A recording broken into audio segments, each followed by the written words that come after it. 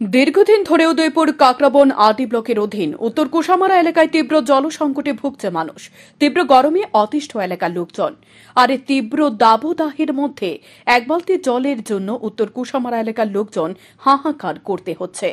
কোথায় গেলে পানীয় জলের ব্যবস্থা হবে সেটা এলাকার লোকজন বুঝে উঠতে পারছে না। গত কয়েক বছর ধরে এই জলের সংকটে এলাকার লোকজন নাজেহাল।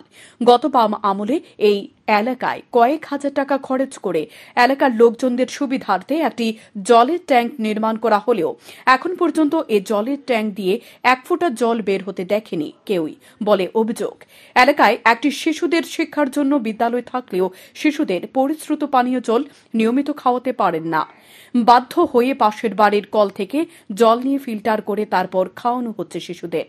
এলাকার লোকজন জলের সংকটের কথা এলাকার পঞ্চায়েত থেকে শুরু করে জল দপ্তরের উপর আস্থা হারিয়ে রাজ্যের মুখ্যমন্ত্রীর কাছে এলাকায় নিয়মিত জল সরবরাহ করার কথা জানিয়ে একটি চিঠি দেওয়া হয়েছে বলে জানান এলাকার লোকজন। এলাকার লোকজন জলের পাইপ কেটে দেখছে জল আসছে কিনা নিয়মিত।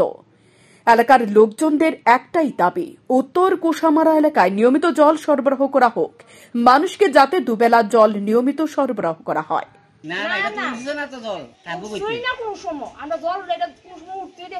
এটা কোন পর্যায়ে তৈরি করে দিছে?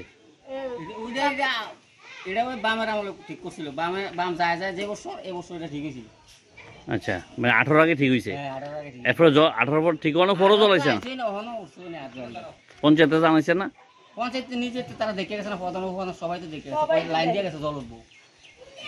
জল দেয় না, জলের লেগে কতবার ওইসে দেন না, ট্যাঙ্কি দিয়ে রাখছে, ট্যাঙ্কি তো জলে না। জায়গাটা কি না? জায়গাটার নাম কুশামারা। আর স্কুলটার না? উত্তর কুশামারা নদী। কি স্কুলটা? অঙ্গনাদি ওয়ার্ড। কত আছে স্টুডেন্ট? স্টুডেন্ট বলতে 3 থেকে 6 বছর আছে 9 জন। আর বাকিরা তো হোম রেশন বাড়ি করে দেওয়া। আনুমানিক কতজন আছে? 9 জন। 9 জন। জল যায় না? না না, জল তো আমরা জল কই থেকে আনেন? ওই তো আমার বাড়ি কল আছে, কলের থেকে নেই। এই কলের জল নিয়ে বাচ্চারা খাওয়াই বলতে ফিল্টারও দিয়ে খাওয়া। এরপরে যাই কেন আমরা, এরপরে এই জায়গাত এই মেইন লাইন কাটতে পাইপ লাগায়, এরপরে জল খাই না। বিকল ছিনিলে জল সে আমি আধা ঘন্টা জল দিলে আর দেয় না, বিকালও দেয় না, বিকালে জল দেয় একবেলা, বিকালে